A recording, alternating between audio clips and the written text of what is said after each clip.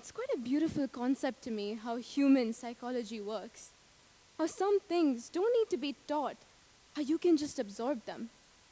It's crazy because it's literally like the smell of your mom's chai, or how festivals feel a lot more louder in your bones than they do in your ears. How belief is instilled within a person. You see, I come from a country where faith isn't just a belief, it's a way of life.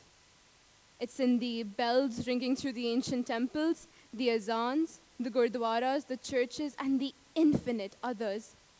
And while all of it comes in this huge bunch, I was raised a Muslim. But more importantly, I was raised by a mother who believed in understanding more than just some religious identity. And that, I think, is a thought that's not appreciated enough. My mother was a Muslim girl studying in a Catholic school surrounded with friends who celebrated Diwali and sang carols at Christmas. And while my mother's world was surrounded with a mosaic of differences, she never saw her own faith as a singular entity. No. She saw it, and I quote, a light from the infinite windows. One of the very first lessons I learned from my mother was one of the very first words that was revealed in the Quran, the word Iqra, which meant to read, to learn, to educate. But of course, it's not just limited to reading a book, as we like to call it, being book smart, but rather reading moments, reading life, reading people. And while Islam focuses on literacy, it also at its core taught me that everything begins from right over here. And how does it start from there? Through your intentions. It taught me that your intention matters just as much, if not more, which it literally does, than appearance. That prayer without humility is just movement. That when you go ahead and surrender your problems in front of your faith, that's not weakness. That's strength. That's trust. And trust in what exactly, Juwairiah? See, that's the gist of it. Trust, as in trusting the process, even when you don't understand the plan. And when I learned this for the first time, I did not know what I was up for, because I have come to realize how much of a parallel that stands to be. My second lesson came from a friend who followed Buddhism. When we were younger, her mother used to tell us a lot of stories.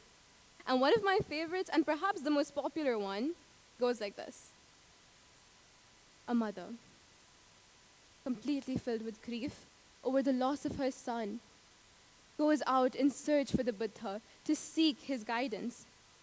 The Buddha tells her to find mustard seeds from a house untouched by loss. She goes door to door out of hopelessness, simply to find mustard seeds from a house that has never faced loss. But to her reality, or to her luck, that's not possible. Everyone in this room, in fact in this world, in some way or the other, has faced a loss. But when she came back to the Buddha, was her grief, was her pain erased? No, it wasn't erased. It was transformed. She learned that she's not alone in this suffering. She's not alone in this punishment. In fact, suffering is not a punishment. It's a way of life.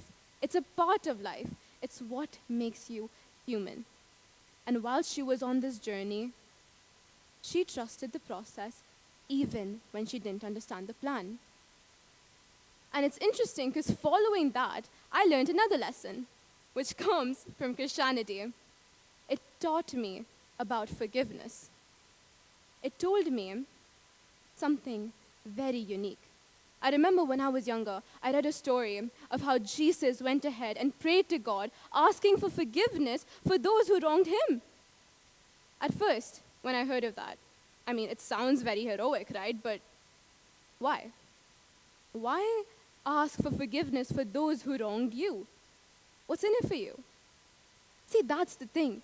Christianity doesn't just ask you to forgive, it asks you to understand, to trust that that forgiveness can free you and it can heal you.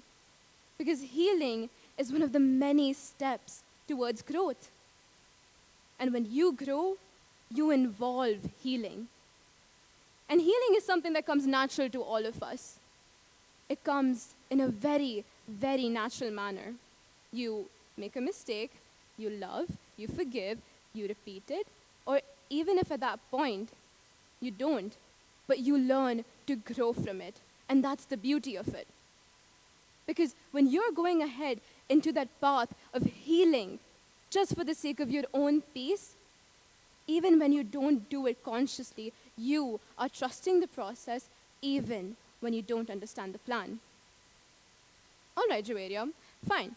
This is what I'm going to do if I'm in a situation. But what about those? What about them who wronged me?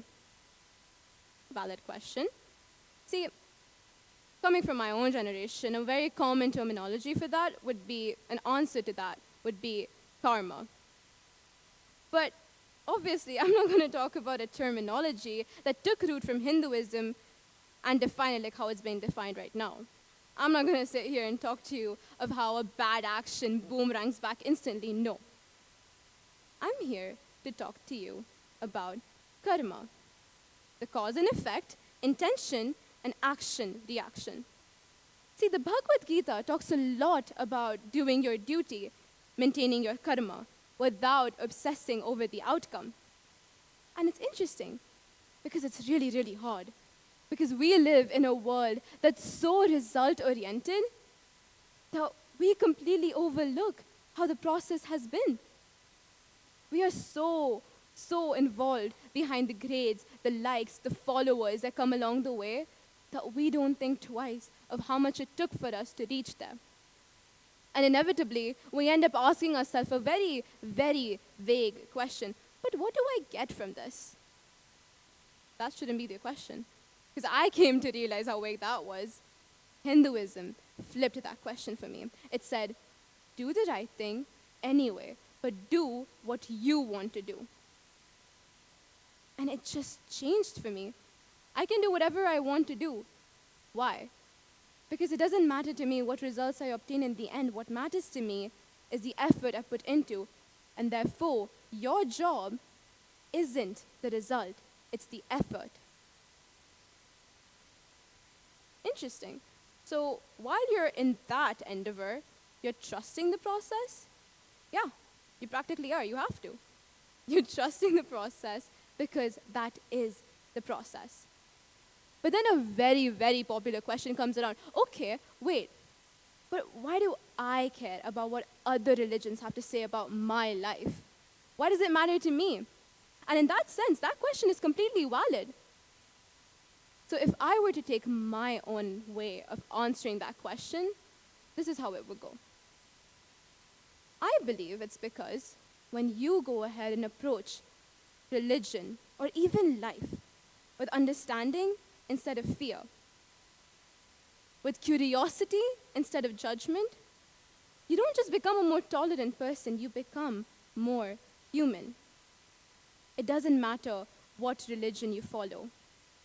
What matters is how you can take out the information, the message from it. If you could just learn what they have to say, you carry that wisdom into every step of life you walk into. And that's beautiful.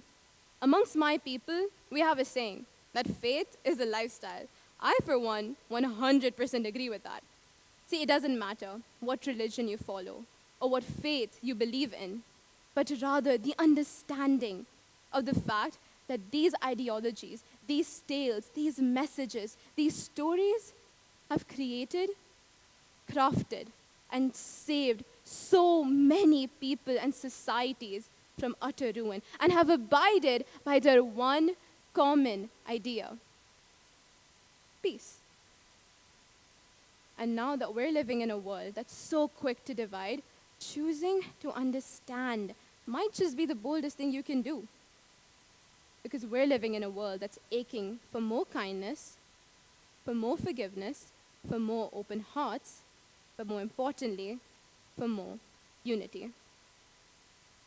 And therefore, coming from someone like me, a youngster, I believe that understanding in itself is a lesson worth holding on to.